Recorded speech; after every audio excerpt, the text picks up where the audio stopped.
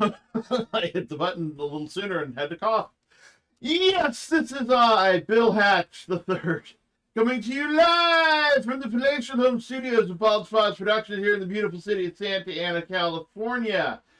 Joining me in studio, as per usual, is my friend, my brother in Christ, the disembodied voice of Rudy. Hi, everybody. I love y'all. Waka, waka, waka with the Lord. And joining us from more than acceptable safe distances, because I know you are each in completely separate parts of the world, divided by much land, are my guests for the today. Daisy Paige. Daisy, how you doing? I'm doing good, Bill. Good to be back. Thanks Good. for having me again. Good to have you back. And coming in from Canada, somewhere in the wilds of Canada, the Great White North, is my other guest, Joel McKay. How you doing, Joel? Good, Bill. Thanks for having me. It is a pleasure. Now, just to kind of start getting stuff off the ground, Joel, you wrote a horror comedy. Yeah. Okay. I guess that's a thing. I didn't know it was a thing when I started it, and it's a thing. Okay, we're gonna have to find out a little bit more about that. And Daisy, are you finished yet with Beyond Heaven's Gates? No, almost. I was thinking probably about another 3 to 4 weeks and it'll be out. 3 to 4 more weeks. Sounds like forever. It does. It's been a little slow going this time. Well, I can tell things are slow, but hold on a second. I really have to cough. Okay, I did that's send better. you that cover, by the way. Oh yeah? Yeah, in an email. Oh, did I not get it? Well, that's good. That's just not good. Let's see. Daisy. It was in our email going back and forth. Oh, okay. I must. Oh, yep. There we go. I see it now. There's the attachment. And Joel, I read a little bit about a little bit of your book the other day. Oh, good God! Did you do just enough to not continue reading? No, it was just enough that I couldn't go any further. It wouldn't let me. But I saw you on a show. I can't remember. Her name just slipped my mind. 2 ladies. Oh yeah, Corner. I think it is Writer's Corner, something like that. Yes, Yeah. that's it. So you're the one that watched that. That's good. I'm the one.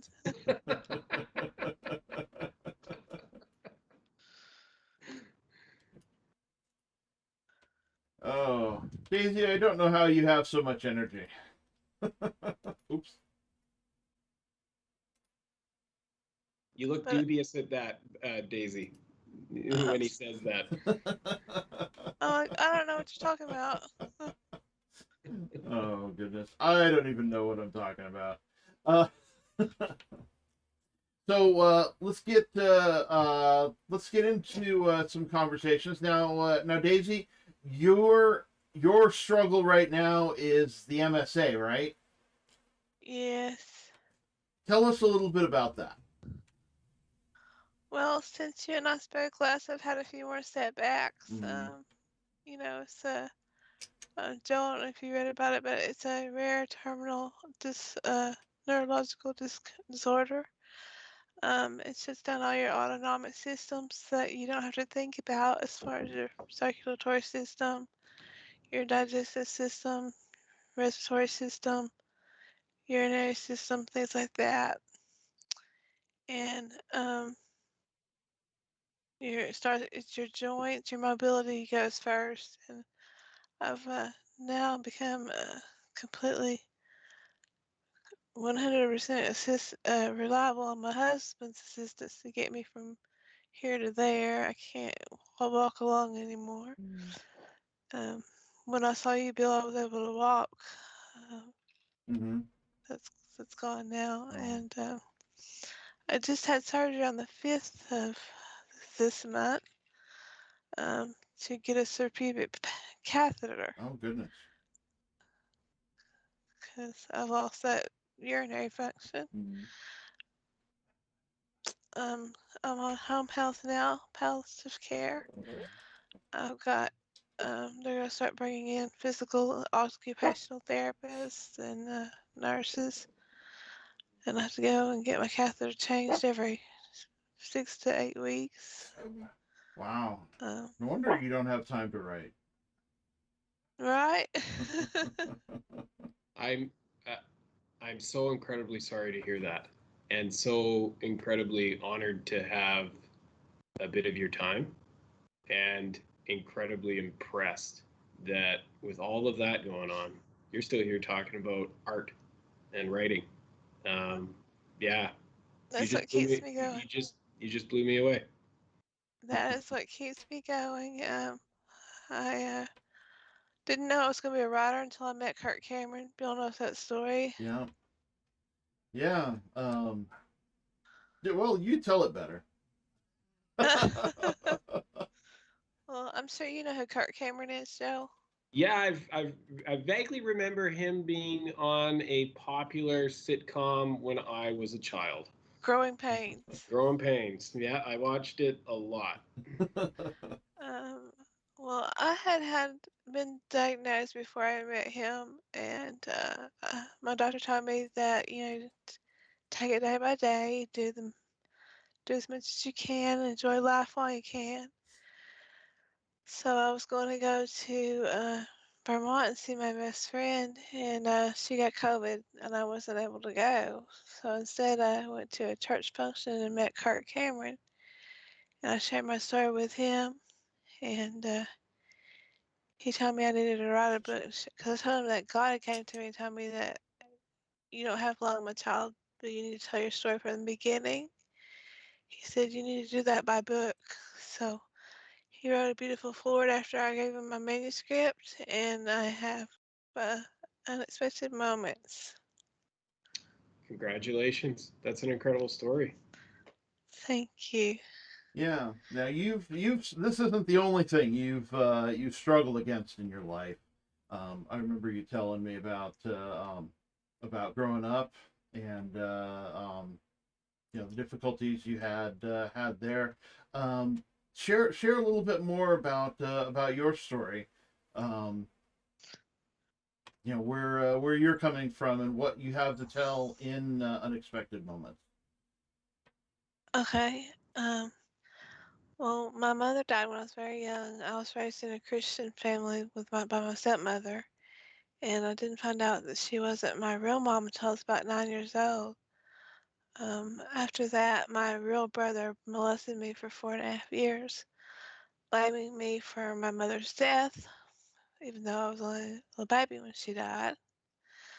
After that, I was raped and laced with LSD and PCP. Um, my father was possibly murdered. Um, I was beaten and abused by my ex-husband. My ex-boyfriend assaulted me, nearly killing me by fracturing my skull. And God let me live through all that so I could be strong enough to deal with this MSA. And I could come share my story, help others to have faith, and believe He doesn't put us through any more than we can handle. And what we go through makes us Mm-hmm. stronger for things to come, and so that we can be there for others that may need our help. And then I think I'm also here to, it made me strong enough to help me deal with MSA, which is very painful, um, very painful emotionally and physically. But I couldn't handle it. I don't think if I didn't go through what I went through to make me strong. And so my two goals are to share my story and to inspire others and to help create awareness for MSA. Okay. And where are you going with Beyond Heaven's Gates? What can we expect? Well, I first start with the visions that God has given me since I wrote Unexpected Moments, so give me glimpses of heaven and what it's all about. So I share short stories that are those visions, Oh, letting people know what very descriptive ways that heaven is and what it's all about. And then after my short stories from that, why it's taken me so long is because Unexpected Moments continues. okay. And that goes on a little bit more about MSA. What Daisy's been up to and what Daisy's had to deal with since she wrote Unexpected Moments. Okay. Wow, that's a lot.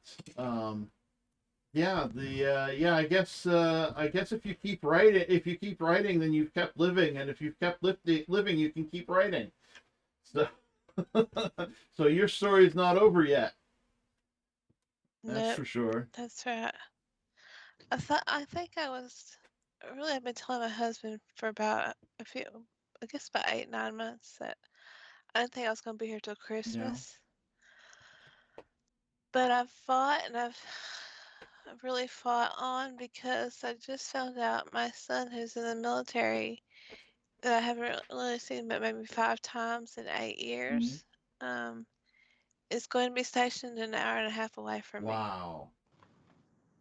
So he'll be here in February. So I'm thinking I've just been holding on to see him. I haven't seen him in almost 2 years now. Wow. That's yeah, that's amazing.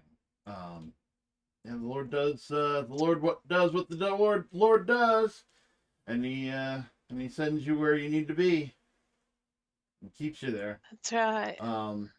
Was it Simeon in the temple being promised to live until he saw Jesus? So there's a I think there's a you're biblical right. reference for you. Mhm. So Joel, tell us a little bit about your book. What's the title? Wolf at the Wolf at the Door. Door. It's so it's a novella. It is about a family Thanksgiving dinner, Canadian family. So Thanksgiving's in October. Right. Um, You weirdos. so, which is funny because when I wrote it like that, I'm like, oh well, this will be fine. And it turns out all my sales are in the U.S. and I get these comments online occasionally like people saying, why is this in October? And and it would have been helpful if he'd said in advance that it was in Canada, not the U.S. Like they just assumed the American audience just assumes that it's set in an American city, and I'm as a Canadian author just assume that it's Canadian. So there you go. So it's a family Thanksgiving dinner. It's an ensemble cast of characters, none of whom get along or they all have issues with one another. So you've got the husband and wife hosting with their kids, the brother who's just gotten out of jail, who's coming for Thanksgiving dinner, the parents, the in-laws, and then some friends. And one couple doesn't show up. And the dinner ends up being a disaster once alcohol is kind of added to the situation, and all of those Fuel to the fire. issues that have all those issues that have a tendency to come out at really any family function, but especially a dysfunctional family holiday dinner pop out, and it all comes to a climax. The dinner's a disaster, and then werewolves show up and start ripping everybody apart, and then it transforms from that into a survival horror story where all these characters have to figure out, how to work together to survive the night. So it's a bizarre, and it's meant to be pulpy. Okay. It's meant to not have any overriding moral message or theme. It is not meant to be literary. It is entirely something that should be fun and entertaining and read in an hour and a half or 2 hours. It's And very interesting. make you chuckle. Yeah. Very interesting. Char's a great character, by the way. Oh, well, thank you very much. Yeah, it sounds. I was going to say, I'm always inspired for some reason. I was raised by my mother. and I've had a good fortune in my career to always have female mentors or strong women in leadership positions around me. And so I have, as a writer, this natural tendency to want to create female characters and have them kick ass. And so that Shara is definitely that character in this book. Yes, she is. And am I wrong? But you are a best-selling author on Amazon. I am not. No, I would love to be. If you know anybody, or if you could ask Kirk Cameron to put in the good word for me, please do. He's doing well with Brave Books right now. No, I'm not. I mean, the book, it's funny. Like the book, I wrote it at the start of the pandemic just because I had this idea and I just wanted to write because I was trapped in my house like we all were. And eventually I'm like, well, let's get this thing out there. So I did. And I kind of thought like it was more about me learning about the business and getting my work out there than anything. And I didn't really expect much of a response at all. And I'm not going to say it's been a huge hit or successful, but it has exceeded my expectations by a lot. And the critical review of it from reviewers and from the few book reviewers I've had, as well as readers, has been pretty good for a first outing. So yeah, I'm pleasantly surprised. So I guess that means I should just I should anyway, regardless of what reviewers say, keep writing. But it definitely helps. I'm sure you feel the same way, Daisy. Like when you get a bit of positive feedback, you're like, okay, I'm gonna keep at this writing exercise for another day. Yeah, I was not going to write another book, and everybody kept saying, you need to write another one, you need to write another one. And I was like, okay, what the heck? Let's write another one. So can you tell me about your book? I'd love to know more about it. And it sounds like you've got a second one that you're just about to finish. So are you able to give me the overview? Well, it just talks about my abuse as a child and as a young adult, and it goes from there. I joined the army, but I was 28 years old with 3 children and blew my knee out and basic training, so that didn't make it very far. I never can stay away from my hometown more than 4.5 years. I'm always drawn back by some sort of tragedy or trauma. Like my home got destroyed in Hurricane Harvey, so I had to come back home. Got my skull fractured in New York, so I had to come back home. And it's always happens within 4.5 years. Um, it just talks about all that abuse, and then how I was really a devoted Christian. My extracurricular activities were always about church and church functions, like church camp, Bible drills. I won second place in Texas State Bible drill, and I always started my day with a Bible devotion or ended it if I didn't have time in that morning. Um, I was a kind of a loner child, I guess, from all the abuse. Spent a lot of time in my room just talking to God. Tried to commit suicide twice because I thought, God, why do I deserve all this? What have I done? I've been devoted to you. This is what life is about. I don't want a part of it. So, and then it goes to me getting diagnosed with MSA, being with my husband now that I've been with for 10 years, but I've known for 45 years. Wow. So he's been in and out of my book a lot, like he has in my life. And we've been married for 10 years, been together for 15 years. Oh no, we've been married for 12 years now, been together for 15 years. Now I found the person that will be there to take care of me and that I can rely on and I can trust to not let me down.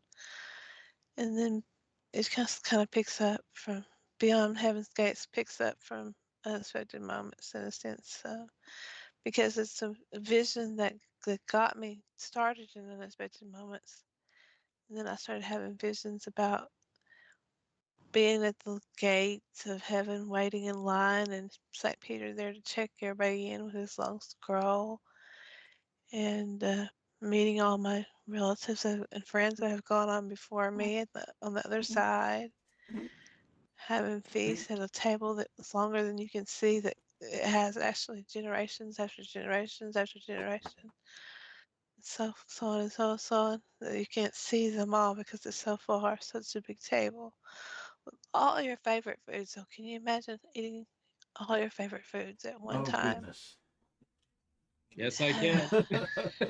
And not getting full, because there you can eat what you want for pleasure. So Yeah, I'm not sure I'd get anything else done.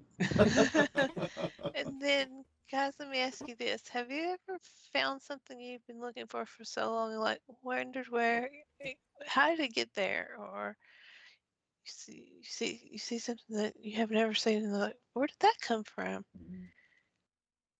Well, from heaven above.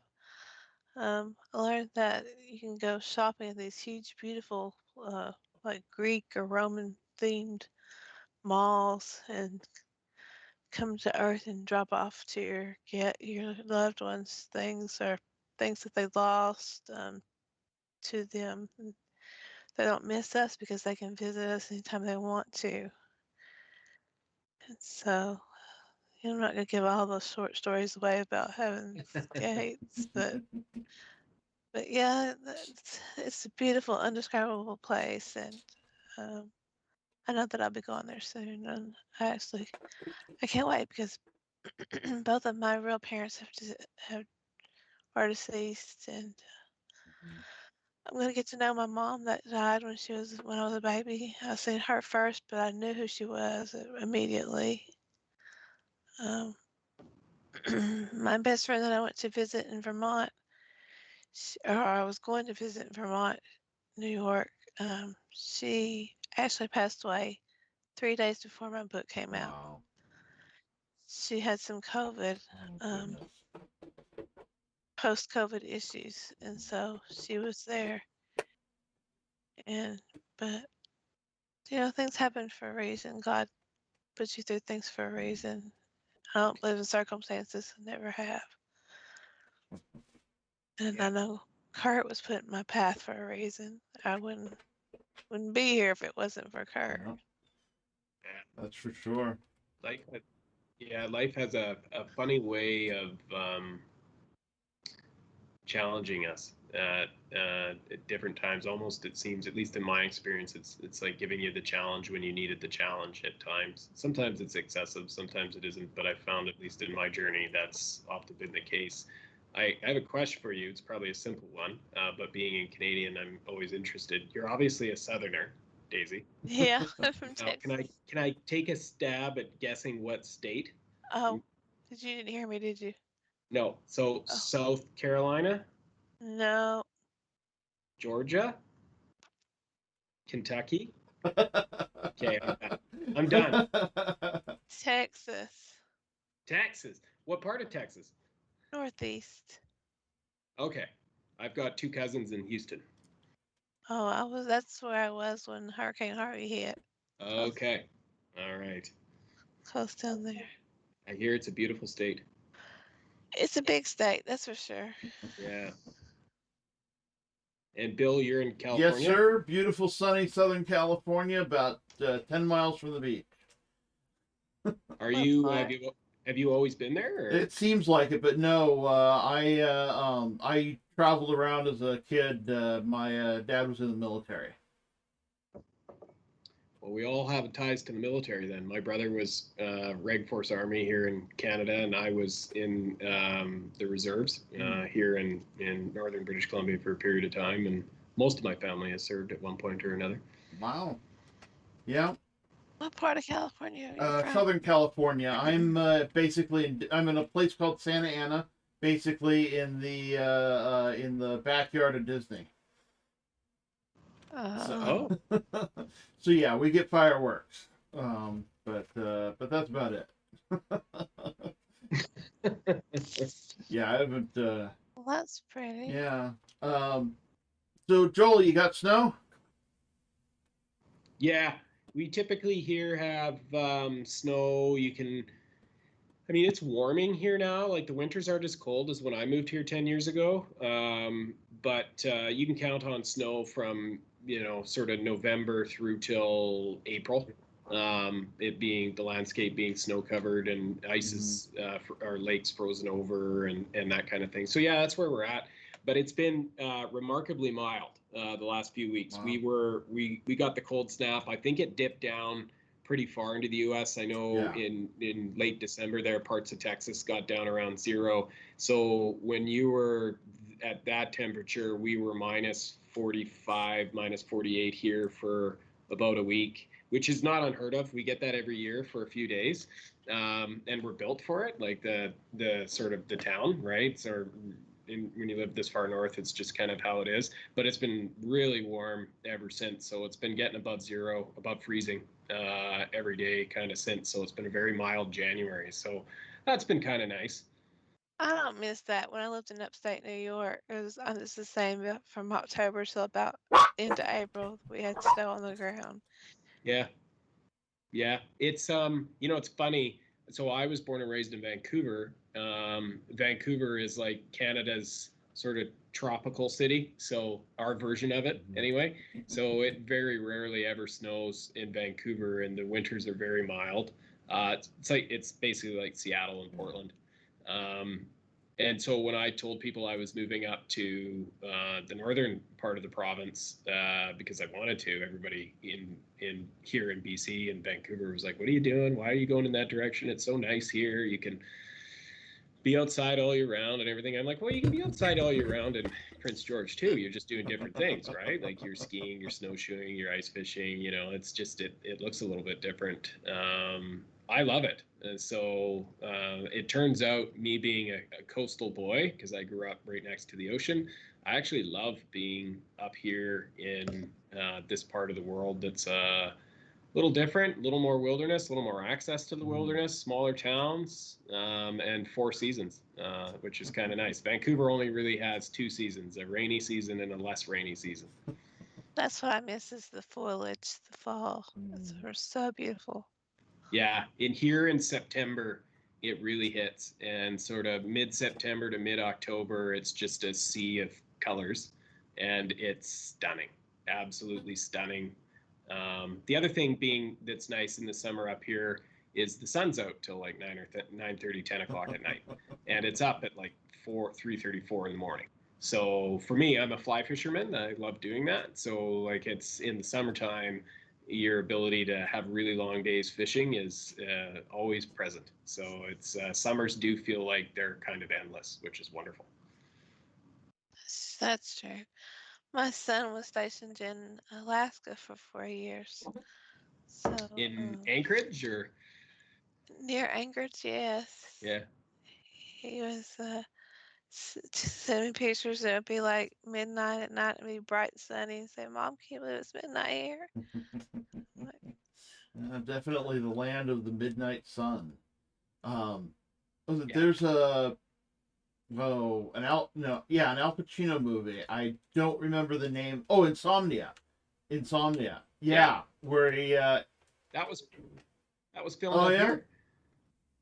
Yeah, it was filmed in a little town called Stewart. Parts of it were. And Stewart is right on the border of British Columbia and the Alaska Panhandle. Okay. And so Stewart's a little town just at the base. It's got about 400 people. It's at the base of these massive mountains that are topped with glaciers. And there's right on the ocean it comes in. And then it neighbors with an Alaskan town called Hyder. And if you're a tourist in that area, there's really 3 things to do: see the glaciers, see the grizzly bears, and get Hyderized in Alaska. And what that is moonshine that they light on fire, and you do a shot of it when you go into Hyder, and then you've been officially Hyderized. My son would love that. Yeah. It's always fun. It's like in the Yukon, if you go up to Dawson City in the Yukon. I don't know if you've ever heard of the sour toe whiskey cocktail. I have. Which is, oh my god. Yeah, so I've done it.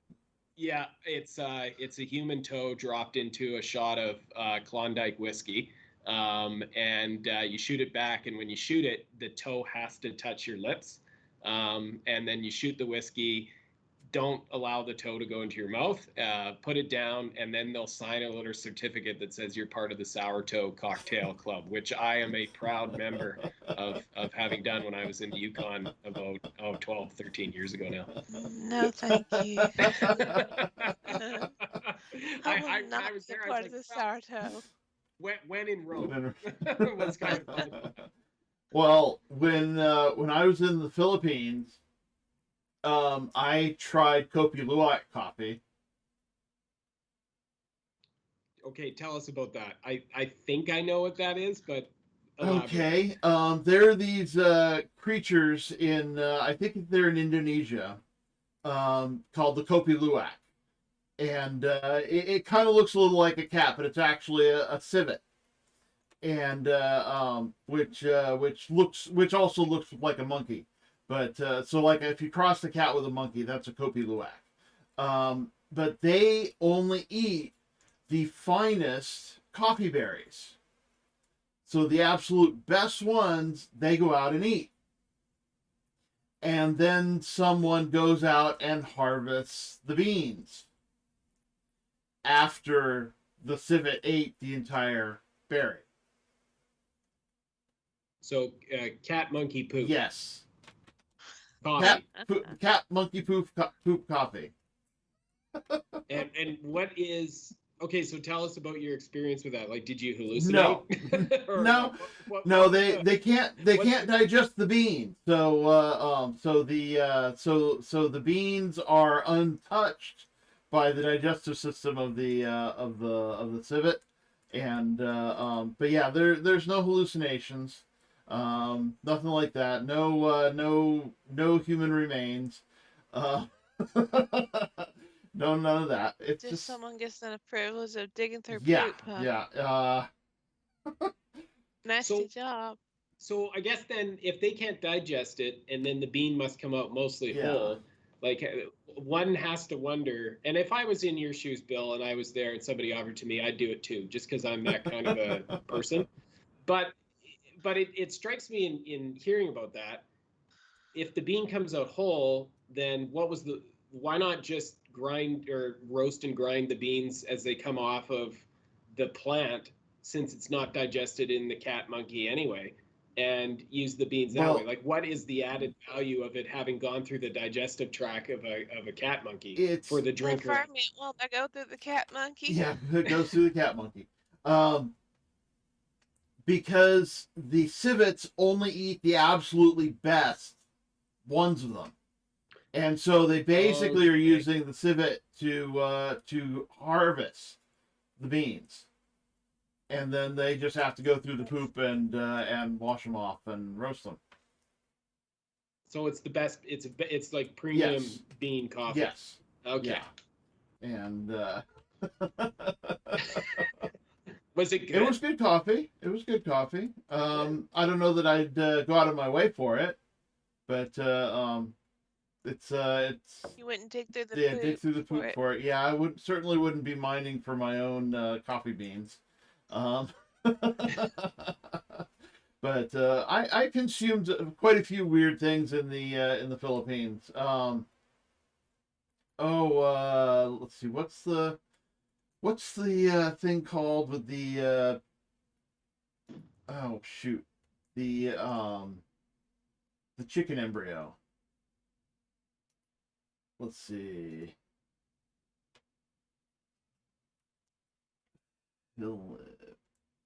Philippines embryo. Balut. Balat. I had balat, which is like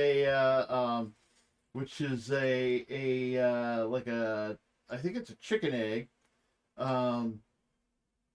Yeah, I think it's a chicken egg, and it's been fertilized, so you have a tiny bird inside, and you eat the insides. So you eat a little baby bird. Interesting. Yeah. Yeah, I'd probably do it. Daisy, would you do it if you were there? Y'all are adventurous. A little too adventurous for me. What were you doing in the Philippines, Bill? Visiting. I was married at the time, and my wife's family was from Manila, so Okay. so we went, and yeah, ate street food and drank Lombardok, and I hear it's a absolutely beautiful country, and the people are really, really kind. it can be. It can be. There are definitely some beautiful parts of the country that we went to, and and a few parts that we went to that maybe I shouldn't have. Um, Mm. but yeah, I remember we were at a restaurant during one of the trips that was not on the tourist paths, and Ah, so I was the tallest person for miles, and which is a weird feeling. But we sit down in this restaurant, and you know the feeling when somebody's staring at you. You know, you kind of get the yeah. willies a little bit. Well, I turned and looked, and there was this woman staring at me. And you know how normally if somebody's looking at you and you look toward them, they'll look away? She wasn't turning away.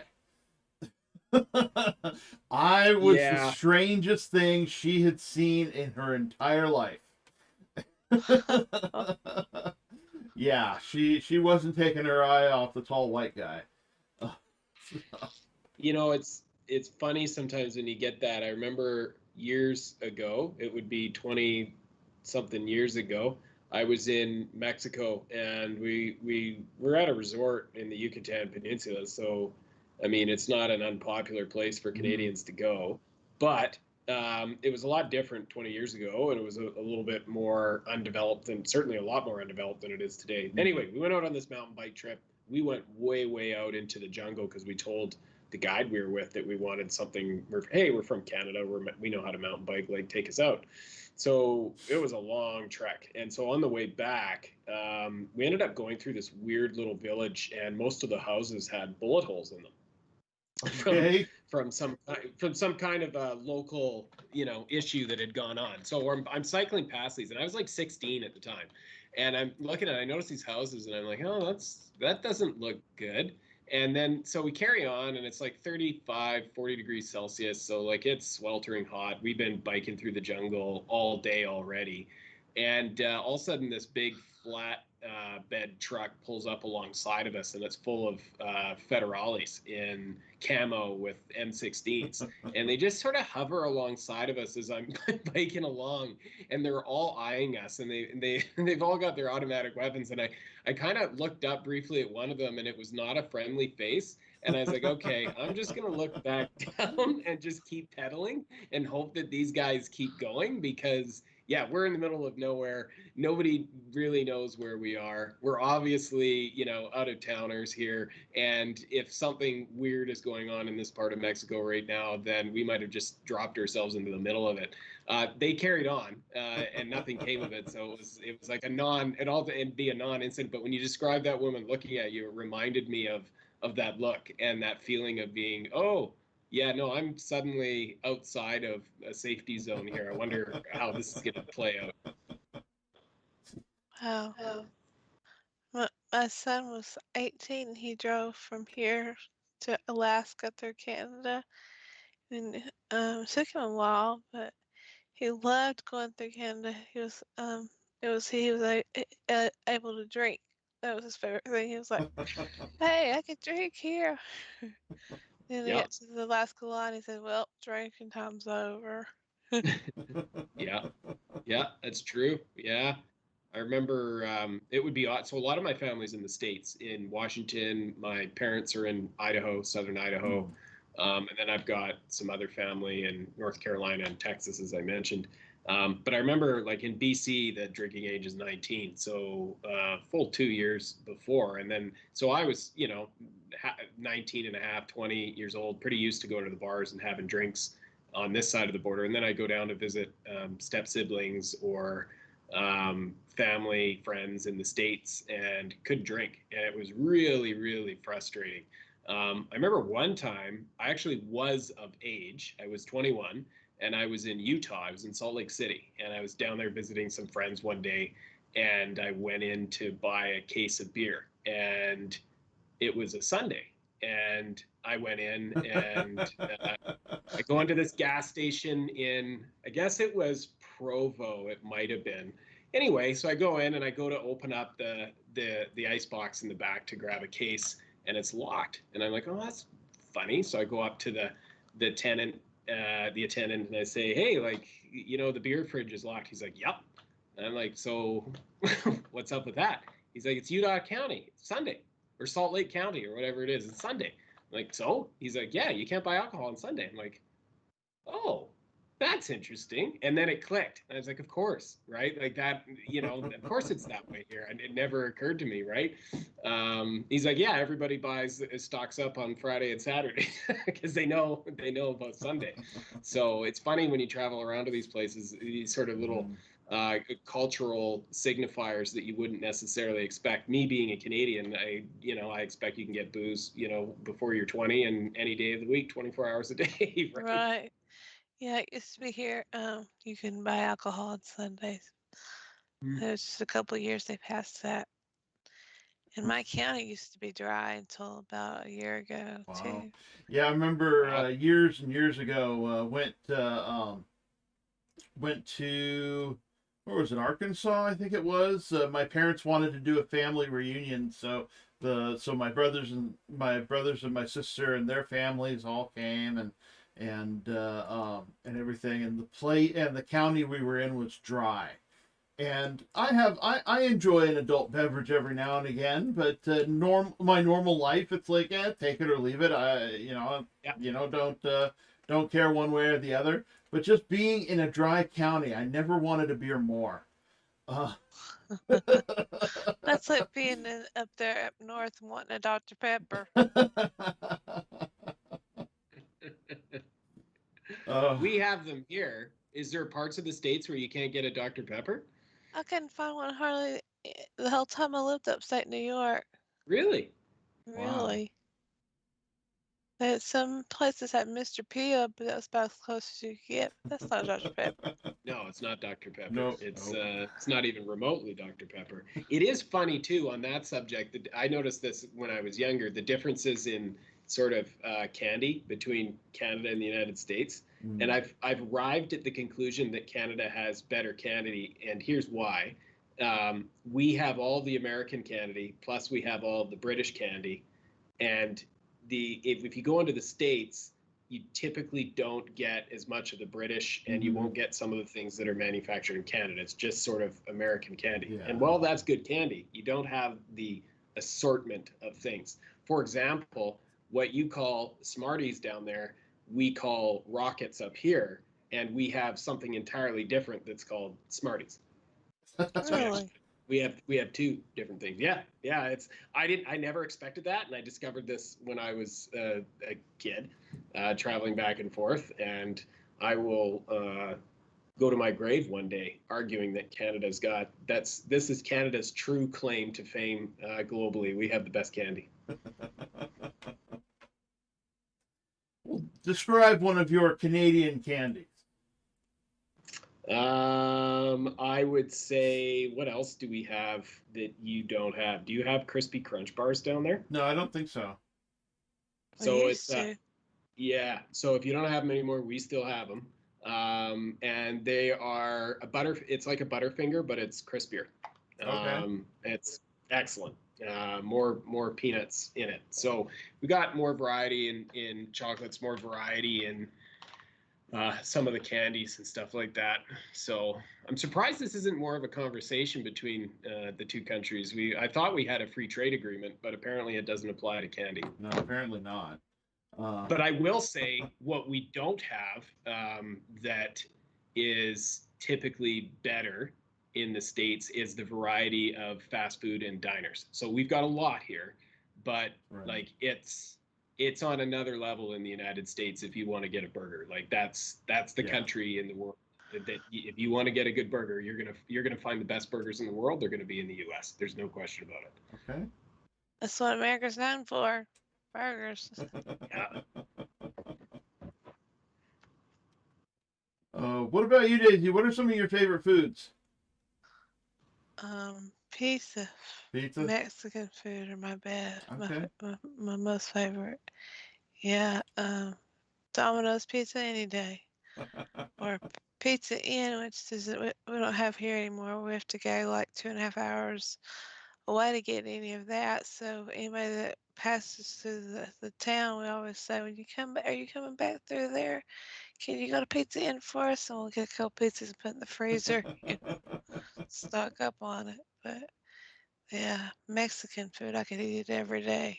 Uh, well, when I was going to Cal Poly, I was involved with the Rose Parade people, and and whenever somebody from our sister campus in San Luis Obispo was coming down here, I don't even remember the name of the pizza place, but it was like, oh, you got to bring so and so's pizza, and and San Luis Obispo is like an 8 hour, not an 8 hour, like a 5 or 6 hour drive, depending on how you how heavy your foot is. But so it was definitely room temperature pizza by the time we got it. But worth it. I wouldn't go out of my way for it. No, Joel is a Werewolf at the Door. Is that your first book? It is. Yeah, it is. Oh, I thought you had written it before. No, I've at this point in time, like I've been writing for since I was 12. And then I decided that I wanted to make money at it when I was in my 20s, writing generally. Mhm. I always wanted to be a novelist, but just like, oh, okay, how do I get a job doing what I love doing? So I went to school for journalism, and was a journalist. That was my sort of first career right out of university. And I mistakenly thought going into journalism that it would lead to, a doorway into fiction writing and publishing, and found out I love journalism. I love being a reporter, but yeah, it's a completely different type of writing. And there's no linkage whatsoever, at least in Canada, to the publishing industry. So I didn't do a lot of writing for a long time. And then just before the pandemic, I started to get a little more serious about it, stepped up my reading, started taking some online courses around just sort of writing, generally fiction, structure, all those other kinds of things, and experimenting. And then it really took off when the pandemic hit. I wrote Wolf at the Door. I wrote several short stories, and then was able to find publishers for some of that. And it's just kind of carried on ever since. I've since drafted a novel now, high fantasy, that I'm going through edits with now, and I'm taking my time with it before I start trying to find a publisher for it. And I'm working on 2 other horror novellas, and I'm not sure if either of them will materialize or which one of them will, but I'm excited about both of them. So there's stuff in the hopper, but I'm also I got a full-time job, and What is it you do? I forgot. I'm in the furthest thing from journalism you could imagine. So I run an economic development organization for all of northern British Columbia. Oh, wow. So I'm public sector. It's a financial institution. And if economic development in this part of the world, I would describe as you're helping communities, small towns grow by giving them money to build things that will create jobs or attract more people. So I'm in a very large geography that we serve. It's the size of France, but there's only about 330,000 people that live in that area. So a lot of small towns, a lot of forestry, a lot of mining, a lot of oil and gas. And I run the entity that is helping to try and support those communities to diversify and be sustainable, which is great, really meaningful work. But when you think about like, how does that lend itself to writing horror? Like, not at all. Like it's Farthest thing from it. yeah, it's like two totally different worlds. Being a public servant by day, and by night trying to scratch out creature horror stories and stuff like that. But it's fun. But I bet it's dark outside at night. Yeah, Yeah, it is. I mean, in the city that I'm in, it's a fair size. We've got, 80,000 people here. So we definitely have light pollution in the city, but, drive 10 minutes, get outside of the city. And, up in, I'm not sure if Texas is the same. I know different parts of, fill me in. But up here, there's always at least, 100 kilometers between every town of just wilderness.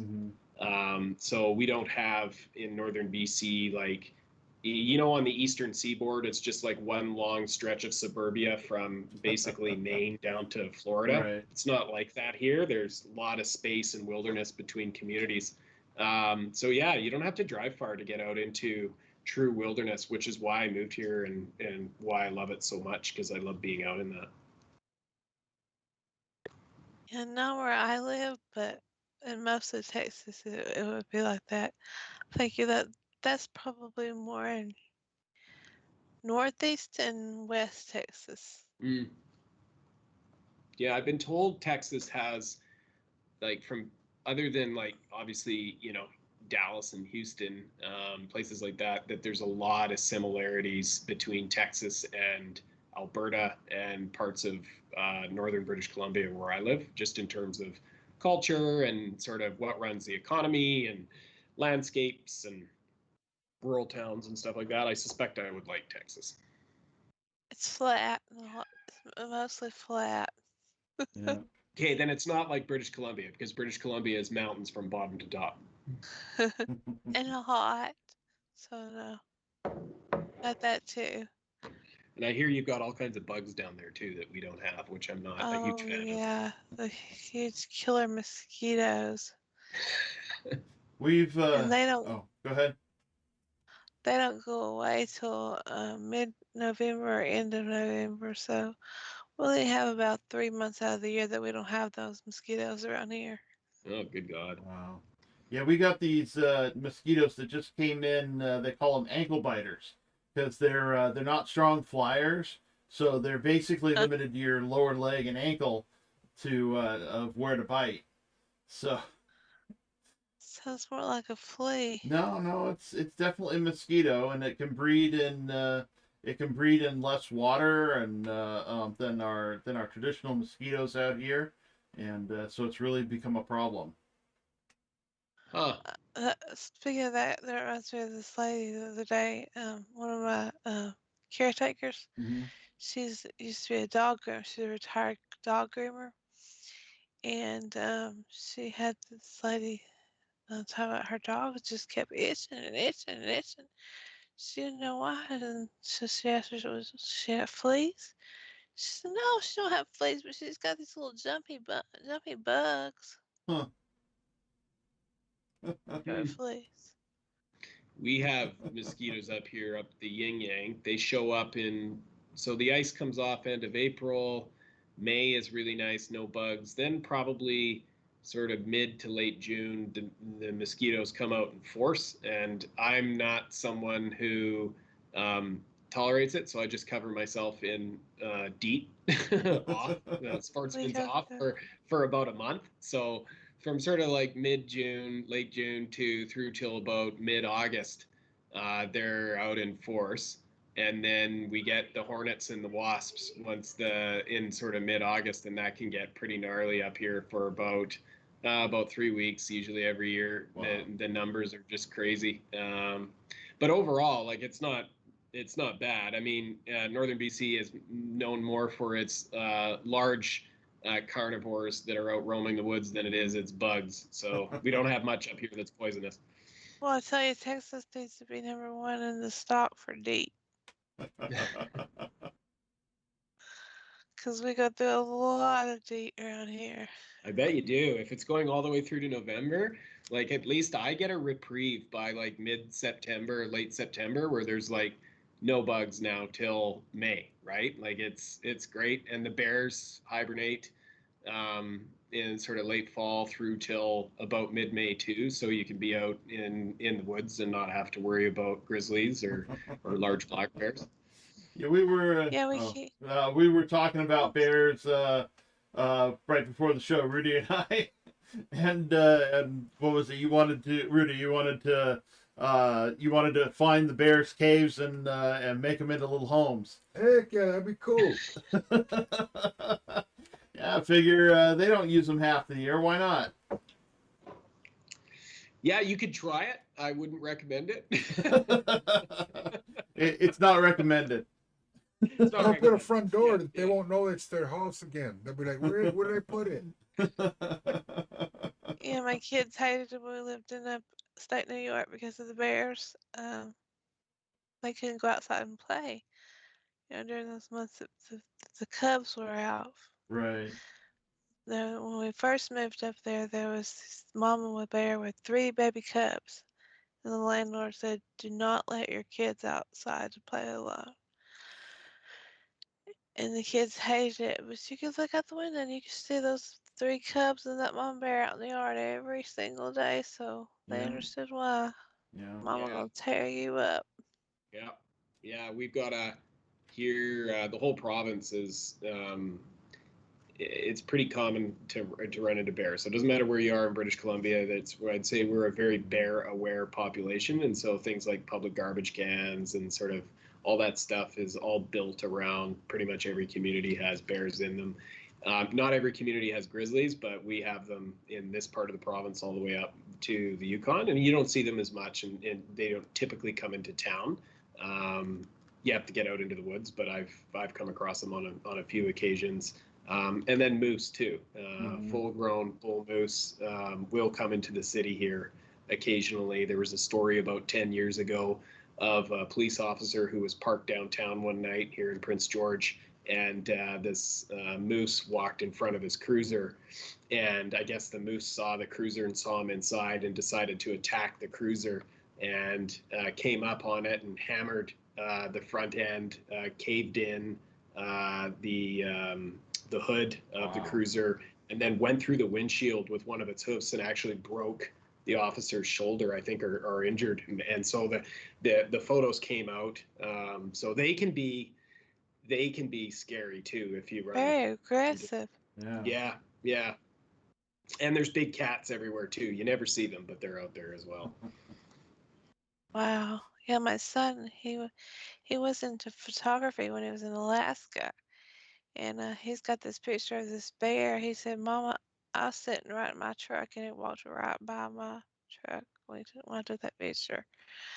Uh, and then of course, chased the Northern Lights. That was his number one thing. So he's got Yeah, a lot of great Northern Light pictures.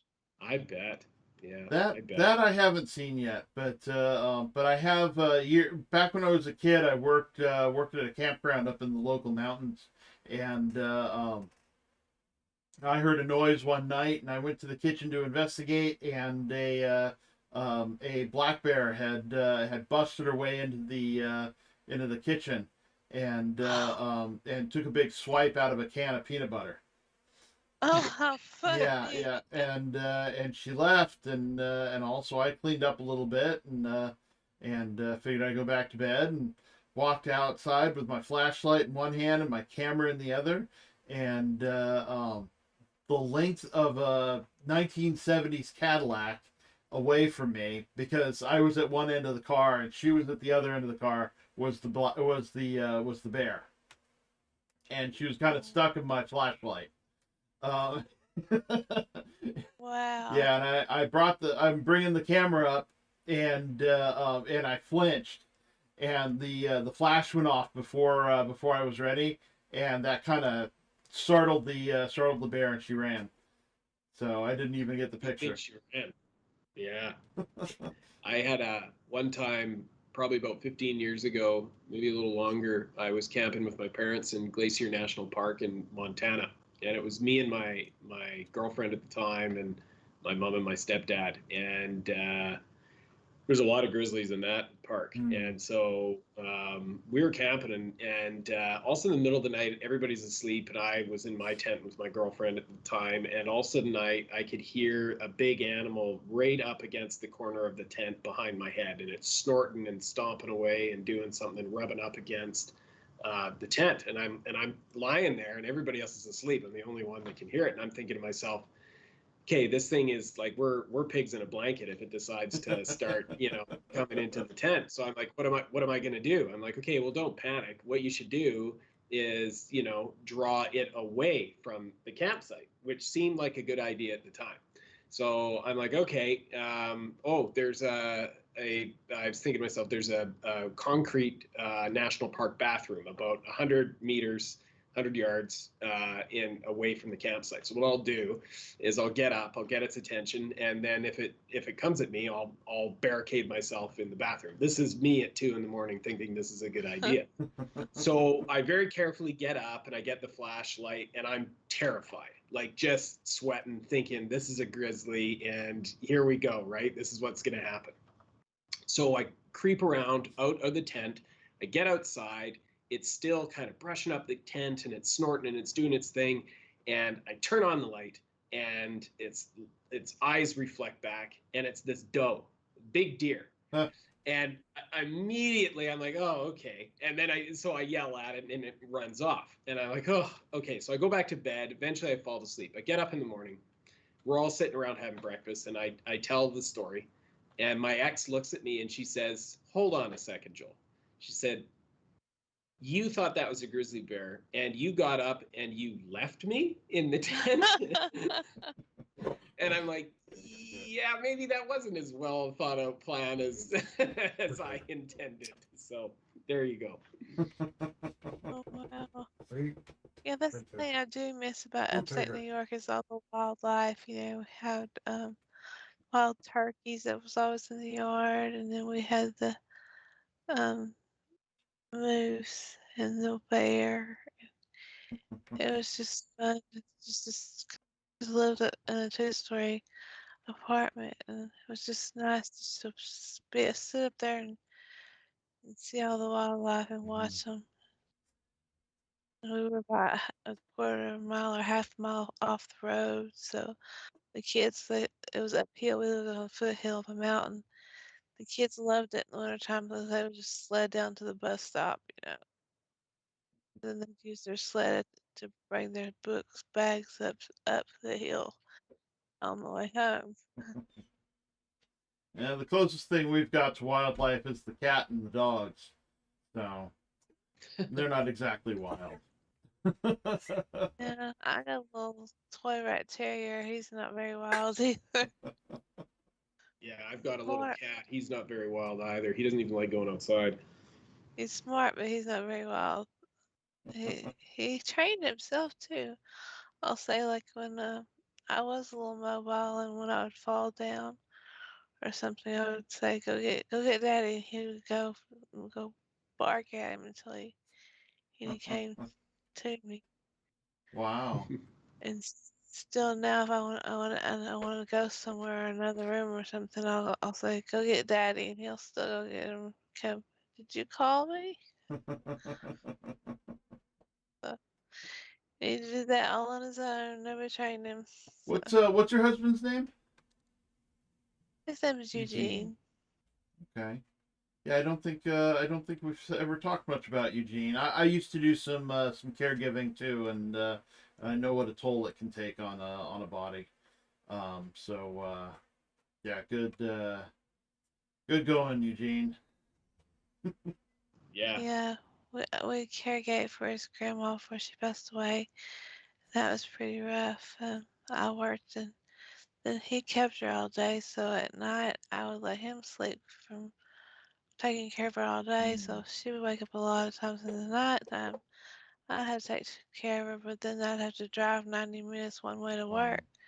So it was pretty rough, but I feel sorry for him sometimes when it comes to me because I can get pretty angry and I take it out on him a lot, because he's the only thing around me. But he's really understanding. He understands that it's emotional, as well as physical with me. So he'll say, "It's okay, I understand." I don't know what to do without him. I'll tell you that he's really good. It sounds to me like when some of those incredible challenges that you've gone through in your life up until this point, one of the gifts perhaps that life has given you is your partner. Somebody who truly loves you and looks after you and is with you all the way through this part of the journey. Yeah, and I'll tell you, back in 2000, it was funny. We were always friends ever since I was 5 years old. But he lived out of town and he came in and he took me to the grocery store and we got in line. We ended up getting in line behind his mom. And his mom said to the cashier, "Look, don't they make a cute couple?" I said, "You know we're not a couple. We're just friends." She said, "Yeah, but one of these days," she said, "Mom knows best." Then when we got together, first thing she said to me was, "What did I tell you? Mom knows best." She was a great woman. We lost her in 2016. But one of the visions, I'll share this with y'all, that's in my book, Beyond Heaven's Gates, is she was one of the people that I met on the one on the other side. And it was the night before his birthday that I had this. And she had her hand on her hip and a little smirk on her face like she always did here on Earth.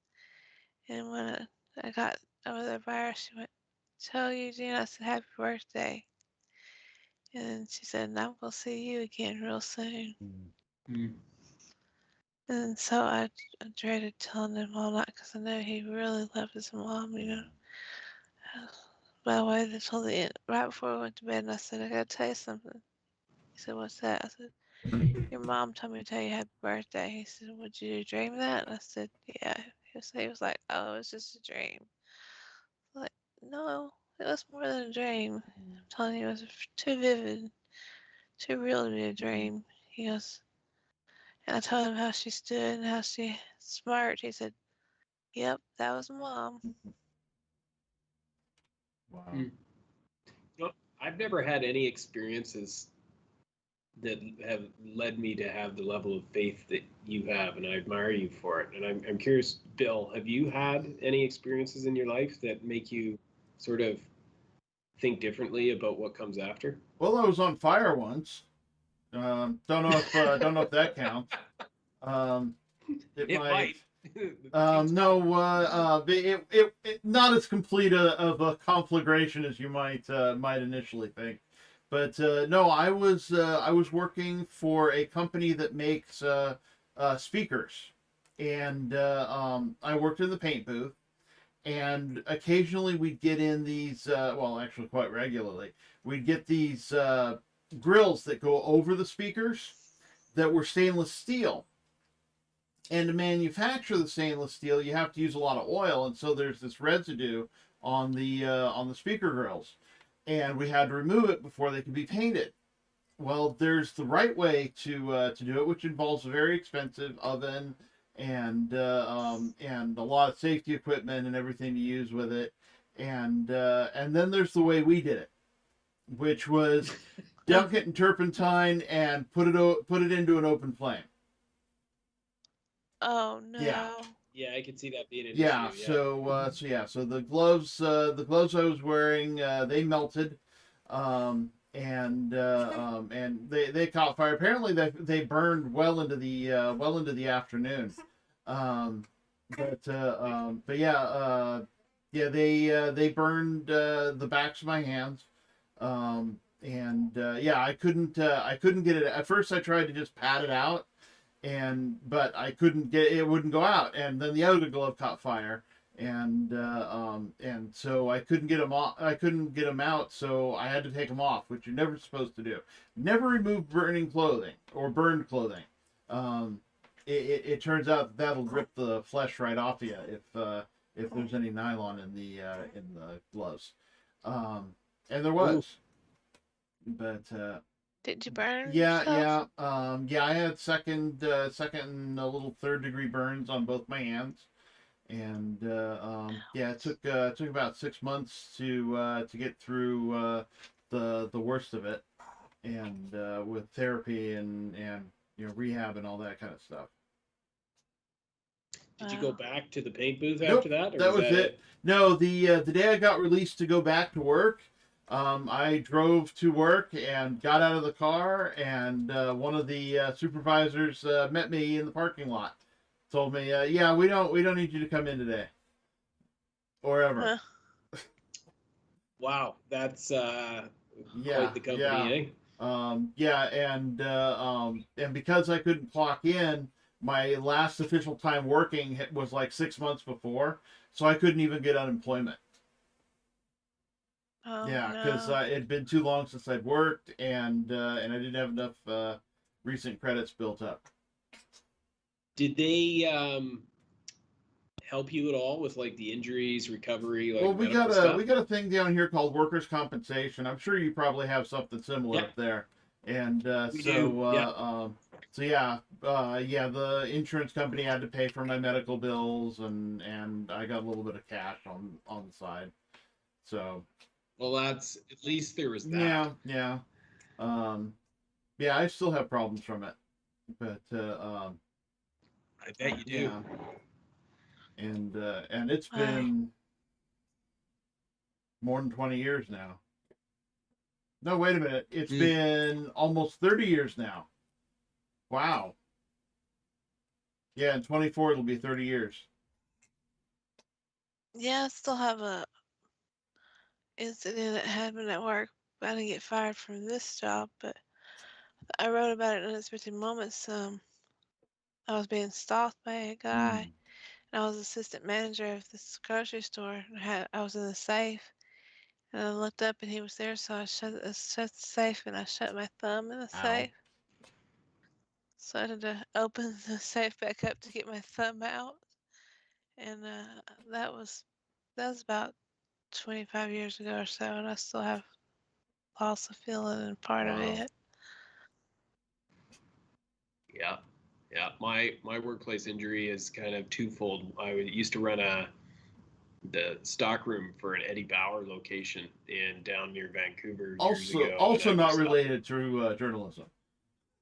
no, and this is before I went to university for journalism. It was actually one of the reasons why I decided eventually to go to university and get an education, because retail was not going to be a thing that I thought would lead to great levels of income.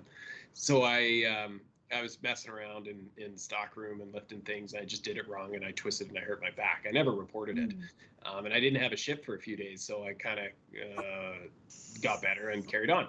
Anyway, about I guess it would be 10 years ago now, when I was in the Army here. Right after I swore in, I was training to make time on a run, and I herniated a disc. And it was in the same part of my back that I'd hurt all those years before that had never. So I had sort of weakened it and kind of gotten it ready for a real injury. And then I ended up, for about 6 months, the furthest I could walk would be about 50 feet before my leg would seize up and I couldn't walk anymore. And there's all kinds of other issues and sort of chronic pain every day. And ended up having to get back surgery just before my first daughter was born, to get the hernia, the part of the disc removed, which is not something you want to do in your 20s if you can avoid it. But it was successful, and I'm back to running, though it eventually put an end to my military career. But yeah, workplace injuries, they have a tendency, at least in my experience, to have long-term ramifications. Oh yeah, I had one that's kind of funny. I was working on retail, by the way. Up on a ladder, working on the top shelf. I come down off the ladder, and my foot went on a front part of a grocery cart. So I did kind of like a split. Oh. One foot on the ladder and one foot on the grocery cart. And I had to call somebody to come and push the grocery cart back up so I could get it up. But that hurt my back. I bet it did. Goodness. Still have issues with that because of it too. Yeah. But I'm glad we didn't have a camera, or a lot of people would be rewatching that incident Yeah. over and over. Yeah. There's something I miss about a society in which not everything was captured on camera. Like back in the day, you could do things, and only the people who were there would ever know about it, and nobody else would. And there was something really, really nice about that. Yeah, no, everybody watches you. Yeah. Yeah, all the time. Yep. Yeah. For a while there, I was doing something once every about 7 years. Um, when I was 7, I broke my foot jumping off of the upper bunk of a bunk bed. And let's see, and then about when I was 14, I broke my ankle. And then about when I was 21 was when the fire happened. And then when I was 28, I fell in a warehouse and messed up my knees and my lower back. I've since had 3 knee surgeries and a back surgery because of that one. Oh, Yeah. Actually, the back surgery was awesome. As soon as I healed up, it felt so much. It felt so much better. I wouldn't be able to sit like this, like I'm sitting right now, if I hadn't had that back surgery. But now Yeah. have you had to have a no, second just one? one, just one. Because they say if you ever have one, you'll end up having a second one. I suppose one. Yeah, I've heard that too. I'm only like 3 years in now, 2 years. Uh, Yeah, 3 years. 3 years. 2020. Yeah, I haven't had any problems with mine. Occasionally, I'll get a little pinch, but yeah, I couldn't keep going like that. Let's see. So 28, 35. I don't remember what happened when I was 35, but yeah. So so I think that was about when it stopped was about 35, being every 7 years. Now it just happens whenever. 7 is not a lucky number for you, Bill, is it? No lucky sevens for me.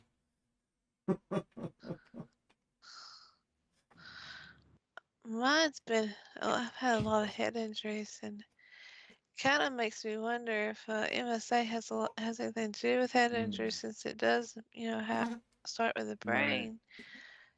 And I've been asking a lot of other patients because there really is no known reason for MSA. It's not Right. hereditary. Um, but I've been asking all around, have you all had a lot of concussions in your life?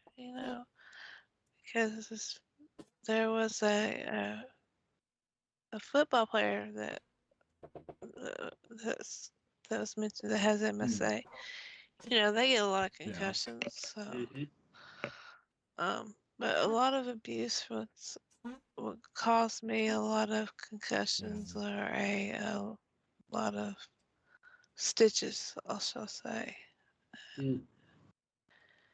And the last one that fractured my skull, I still have a feeling over here on this side of my head. I wish they would figure it out. Maybe they will someday. Yeah. There's a lot of charities now that the director of MSA, Defeat MSA here in U.S. has actually helped start some charities around the Wow. world. They call MSA United now. So they've Cool. got New Zealand, Australia, Mexico, uh, Canada.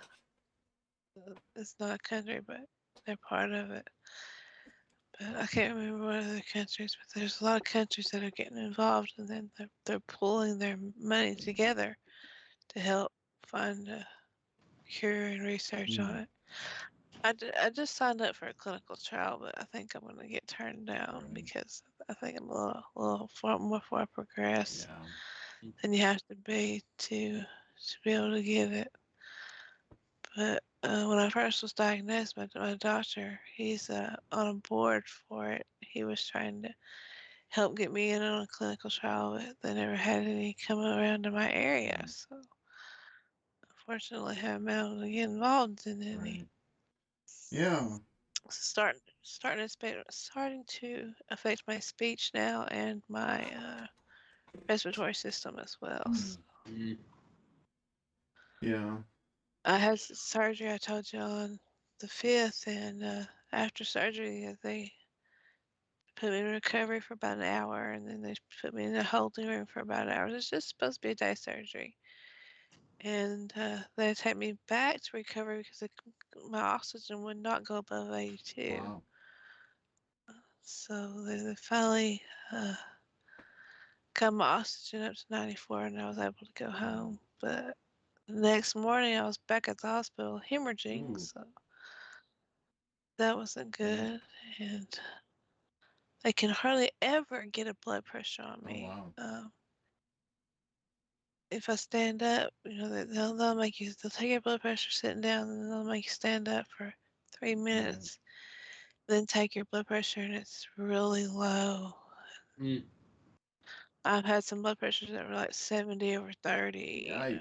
It's like, how am I even still here? And sometimes I go like, I can't get one. Non-existent. Yeah. Good Lord, still got something in plans for you. Patty does got this book to finish Yeah. up, and some health issues have had me set back on it, and I decided to extend it. Like I said, instead of just being the short stories about Beyond Heaven's Gates to Unexpected Moments continues, so I could share more about MSA Right. and what it's done to me since the book was published. And hope I'm also donating some of my proceeds from, Unexpected Moments go to charity. And I'm going to do the same with Beyond Heaven's Gates. Wow. Good for you. Yeah, that's awesome. Let's see. What else? Um, Actually, let's see. And then we've talked about so much. Now I can't think about what else we can talk about. That's okay. We've already even talked about the weather. Yeah, we have covered ground here in actually a relatively short period of time. We've covered a lot of ground. Yep, for sure. How about you, Joel? Do you have any favorite charities or causes? My oldest daughter has autism. Oh, okay. So for us, that's sort of our big focus in our family is supporting autism services delivery and expansion of that here in northern BC and raising awareness around that. We both work and have busy jobs, so I'd love to say that I devote a lot of hours to that every week. I don't, but between our daughter and the things that we do, I try to give back as much as I can to that. And it's amazing how many people have somebody in their life that is on the spectrum. I mean, in my family alone, my eldest daughter, my stepdad, and my nephew. And I know a lot of friends too who have children or siblings that have it as well. So, I'd say that's kind of where my mind goes with that sort of thing typically. How about you, Bill? My niece has autism. She's out in Oklahoma, but yeah, she's great whenever I visit. Lately I tend to, I do support the Red Cross through platelet donations, although I haven't been able to in a couple months because I got overweight. Turns out those chairs have a safety limit. Oh, interesting. I never would have occurred to me. Yeah, so I got too big to give. I got too big to sit in the chairs is what happened. But yeah, and so I was doing that. I did over 600 donations. Before that, and but I'm working this year. I'm working on getting back under so I can get back into the chair again. But most of the more charitable work I've been dealing with lately has been at the church, where I work on the multimedia and internet team. I make sure that the broadcast for Sunday morning services gets online, gets on the podcasting platforms, and all that stuff. I'm also trying to get them interested in becoming, and they will, because I'm in charge of the website too. So so if I really want the church to do something, I can make it happen. But becoming a service information center, where we collect all the information from the community that the community might need, and they can come to us and say, "Hey, I'm in this situation and I have such and such issue, and what can you do?" And we can look it up and go, "Oh, you need to go to these people because they will deal with your situation and help you." And because we're a rather small church, we might be able to squeeze 30 people into a Sunday morning service in our little converted house. And it's big. 30 people. Yeah, our church is only like 10. Wow. Well, we usually have 10 for Sunday school and maybe 20 for the sermon, but yeah. So in our area, we're a rather small church. The church building that we came from, that I came from, the previous one, could fit like 500, I think, in normal seating. But they closed because they couldn't keep 100 people. So yeah, the church. Yeah, when I was a kid, our church used to have overflow meetings 3 times on a Sunday, and COVID hurt church. oh well, a lot of things hurt this church. We had stupid arguments and split, and stupid arguments and split, and A lot of people don't agree with pastor. Yeah. We had What denomination? I am an American Baptist Okay. currently. Yeah. So pretty. The military refers to us as General Protestants. We're kind of middle of the road there. Not too fundamentalist. Not too crazy. So yeah. You won't get in trouble for saying amen, but you might be the only one. So, but yeah, I actually belong now to a Spanish-speaking church, which is pretty fun. Yeah, I got led to join them. They used to rent the fellowship hall at my old church, and now we own a building of our own. Are you Since that church closed? Are you fluent in the language? Not at all. Not even close.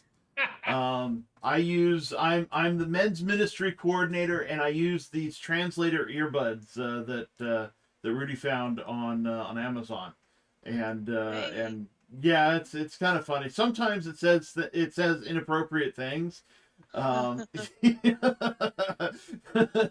I'll be in a board meeting or something, and I'll be listening, and it'll say be translating what somebody's saying, and it's like, yes, and this coming Sunday we should do this thing, and this is a not safe for work word. I'm like, there's no way that was said in this meeting. Yeah. So the tech isn't still quite tuned to the reality of language, eh? Yeah, not quite. Yeah. But yeah, and so I'm in charge of making sure that the PowerPoints are synced up for the internet use, and I have to pay close attention, which is really hard for me. I have to pay close attention to what PowerPoint the system for the congregation, the live congregation is there watching. So when they change a slide, I have to change a slide, and I have no reasonable idea of what they're saying, because even when I do use my translators, they're slower than the speech, usually by like 3 to 7 seconds. So so if I pay attention to that and try to time it to when I actually hear the words in English and understand what's going on, because I can read a little bit of Spanish, then I'm behind, and so I have to sit there staring and really paying attention to the screen, so I can sync it up. But yeah, yeah, it's a weird thing. Yeah, the Lord was like, I'm sure he was saying something like, yeah, it's funny. So you're going to this church. It's good to have a sense of humor in life, right? That's right. That's true. If you didn't have a good sense of humor, you don't get very far these days. No, No. not at all. Yeah, I find it kicks in particularly handy when times are tough. Yeah. And Joe, you were commenting on about my faith earlier. Yeah, I know I've had some strong faith most of my life, but there has been times when, I've been mad at God or thought I was cursed or, this or that, Mhm. but wondered why this has happened to me. Why for most of my life I thought that was life, being abused and things like that.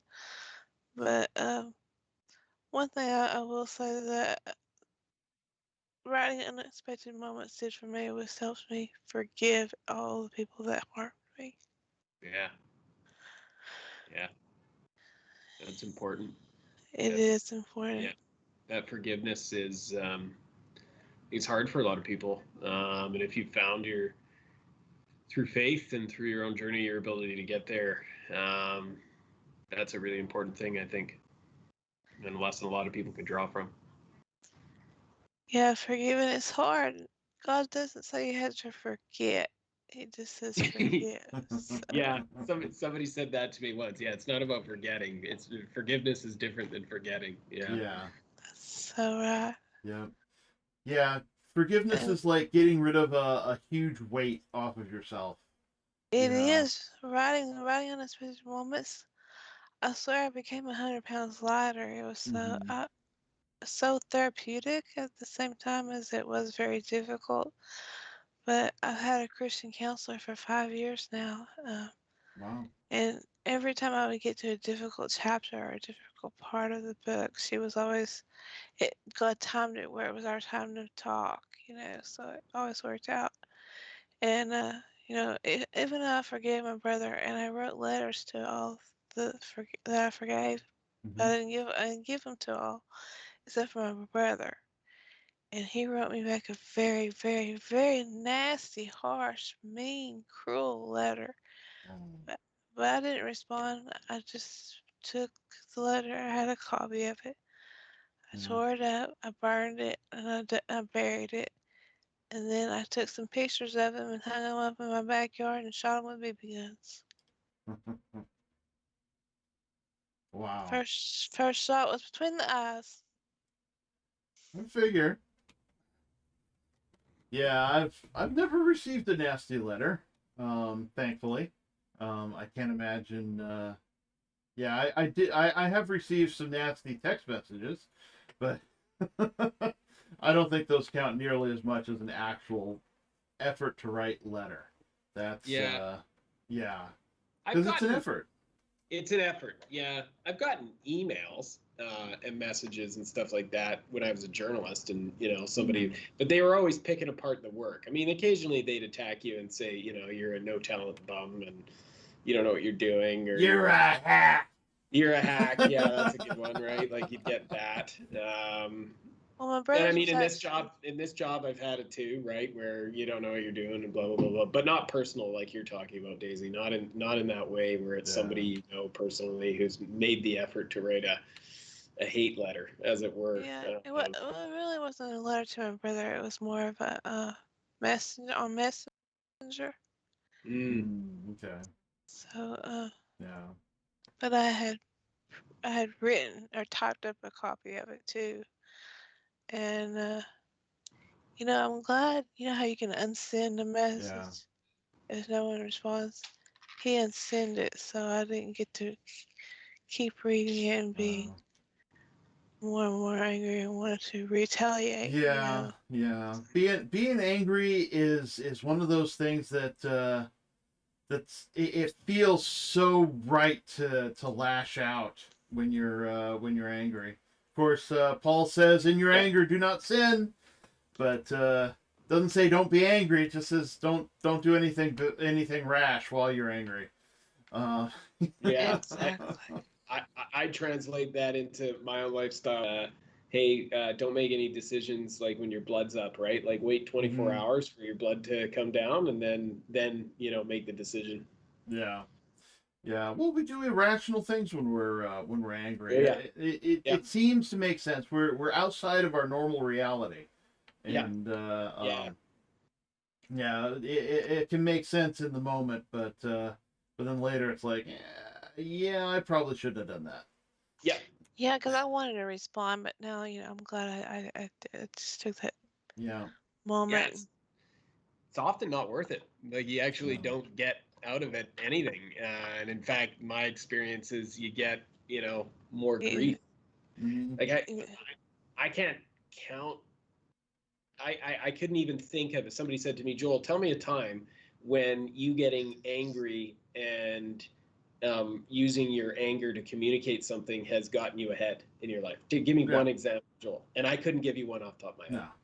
I can tell you countless times though where just saying, okay, I'm gonna wait, and then I'm gonna come back to this when I got a clear head, has resulted in a much better situation. And so, like coming from the business world and leading an organization, like I'm always flabbergasted by people that still buy into this idea of leadership that, being angry and yelling at people and not treating people well is somehow a good example of a CEO or a leader of an organization or a politician. Right.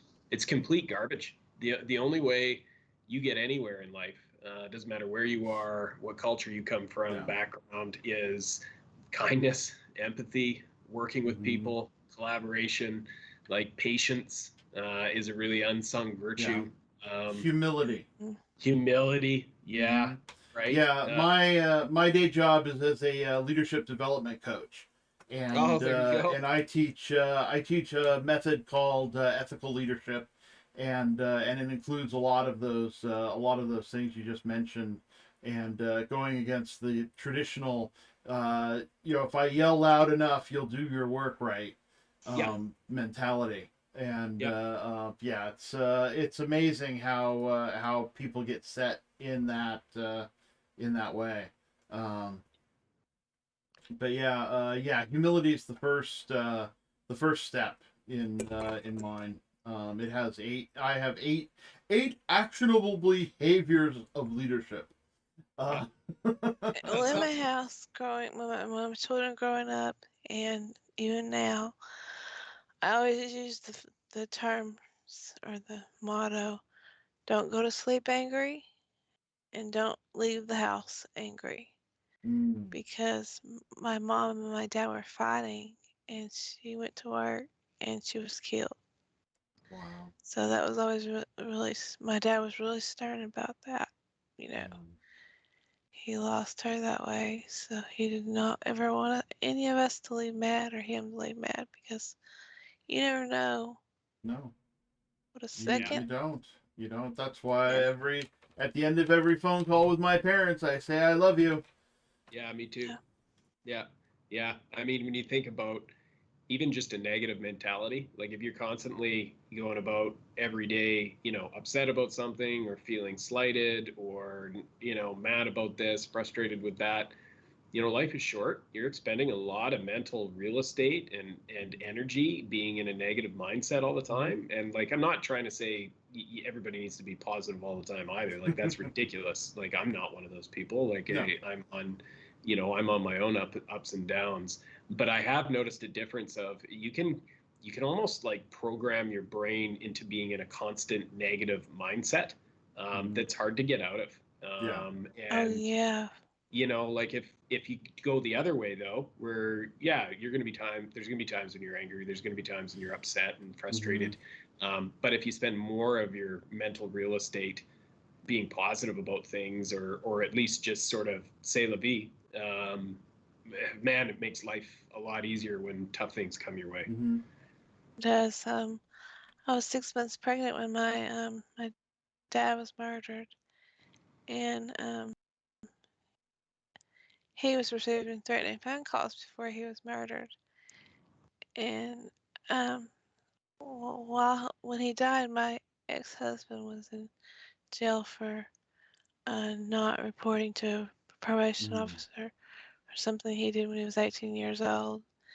And I had my baby while he was in jail, so I had postpartum against me. And I was upset about my dad, and then my husband was lost up. My baby had colic. I had a 3-year-old on top of that. And I was ready to just call it quits, you know. I was like, I'm done. Take me out here. I can't deal with this anymore. I'm receiving threatening phone calls because I'm trying to find out what happened to my father. And my sister-in-law was like, you know, Daisy, don't do a permanent solution for this temporary problem that you're having right now. And I wasn't able to do the same for her, unfortunately. She did kill herself in 2021, I believe it was. So I know a lot of people have since COVID. You know, it's gonna be a real dark and depressive time for a lot of people. But no, my dad was running in an election, and he uncovered a lot of corrupt activity that the mayor of 25 years in this small town was doing with like water and different things along the city, tax dollars. Yeah. And they called him the night he died and told him exactly what he was wearing and told him he better watch over his shoulder. Then someone found him under a car, and which is the car to a mechanic, and the mechanic put it on a lift. And he said, "There's nothing wrong." He looked it over. He said, "There's nothing wrong with this car. You see that scratch on this frame? Well, that's where somebody kicked the jack out from under this car." He was crushed under that car. Wow. So they said, which we did an autopsy. 3 years later, they dug him up and did an autopsy, exhumed him, and the autopsy came back inconclusive because this casket wasn't sealed properly, and he was too decomposed for them to find out or discover anything. So that's some other stuff that's in unexpected moments, you know, talking about that. And that was probably the hardest thing I've ever had to live with. Yeah. Even harder than what I'm dealing with now, I think. Emotionally, anyway. Yeah. But every time we would report that we were getting into threatening phone calls, they would put a tap on the phone, and then lo and behold, they would stop. So the police would take the tap off, and here they went again. That's awful sus. Makes you think. So. Yeah. Wow.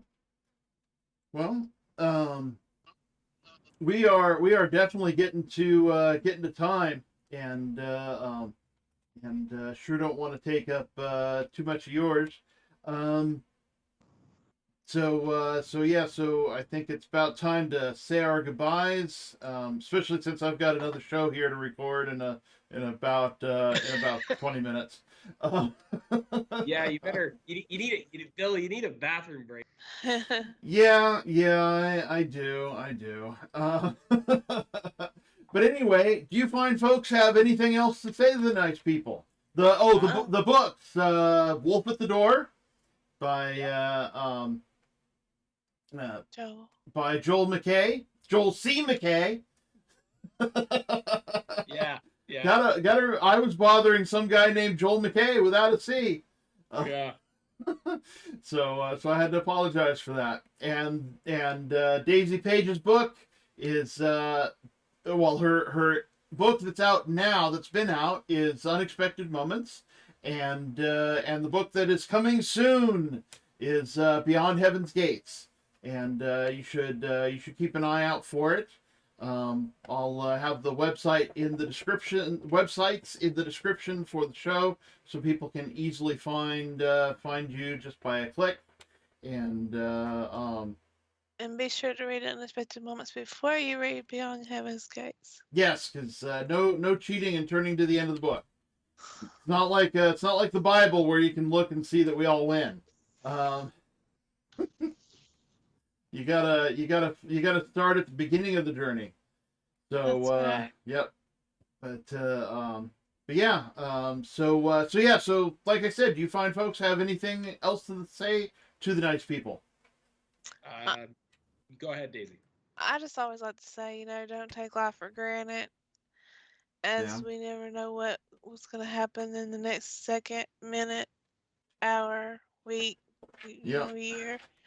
And stop and smell the roses is how I like to phrase that, because things can happen in a blink of an eye, and you lose things you do take for granted. Yeah. Just basic self-care, be thankful for being able to shower, wash your own hair, things like that. Now that one I know the pleasure of somebody else washing your hair. So when I burned my hands, I couldn't even wash my own hair, and so a friend would wash my hair for me. And, that can be nice. Yeah, it can be. But yeah, I understand. We often take our independence and mobility for granted, and yeah, you don't know until it's gone, and That's right. yeah. But how about you, Joel? Anything else? Nope, Daisy said it really well. Just want to say thank you to you both for spending a little time, or allowing me to spend time with you today. And Daisy, I'll be thinking about you on your journey, and wish you the best of luck in finishing this book. Thank you. Seeing your son soon. Thank you. Yes. It's been nice getting to know you too, and seeing you again, Bill. Oh, the pleasure was and all mine. Joe, I'm gonna have to read the rest of The Wolf at the Door. Yeah, if you find time, don't do it at the expense of your own book, though. I'll say that. Get that book done. All right. Well, thanks, guys. You have a wonderful evening. Thanks, Yeah, you too. You too. Take care. You too. And yeah, be safe out there, everyone. Remember to wash your hands and watch the ending credits. Thank you all for tuning in. This has been a presentation of Bald Spots Productions. I'd like to thank my producer, my beloved mother, Eileen Hatch. I, of course, am your humble host. I'd like to thank my beloved Ed McMahon, Rudy Corlew, and my special guests, Daisy Paige and Joel McKay. Support the show if you feel so led over on patreon.com. We're known as Bald Spots Pro, and we'd certainly appreciate the support. Don't you dare miss YWL Online. We can be found on Facebook and wherever fine podcasts are served. And tune in next time for Larry Jorgensen and Lindsay K. Blick. Oh, I almost forgot. Doug Lawrence is on next. Please like, comment, and share to stay informed. Subscribe, follow, whatever you got to do to kick that algorithm into gear and help us to reach more people, because that is the point. If you or someone you know needs support now, call or text 988 or chat 988lifeline.org. Thanks again for tuning in, and have yourselves a wonderful whenever.